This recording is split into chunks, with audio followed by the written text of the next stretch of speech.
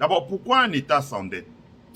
Un État s'endette parce qu'un État doit faire face à des dépenses. Hein. Ce sont des dépenses de souveraineté, tout ce qui est la diplomatie, la contribution aux grandes organisations internationales, la contribution, par exemple, des aides quand il y a des problèmes en temps de catastrophes naturelles, etc.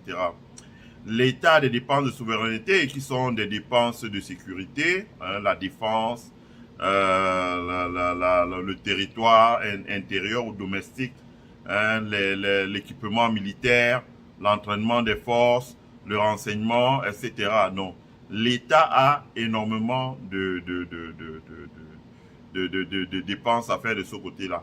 L'État a des dépenses intérieures, hein, l'éducation, la formation professionnelle, des dépenses ce qu'on appelle de fonctionnement, le paiement des salaires de fonctionnaires, de l'administration centrale, des collectivités locales, de certains organismes de l'État, les universités par exemple, certains établissements publics.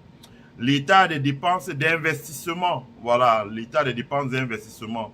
Ça veut dire construire une route, construire un pont, construire un hôpital, construire une école, mettre la fibre optique, par exemple, etc. Ce sont des dépenses dont l'État doit faire face.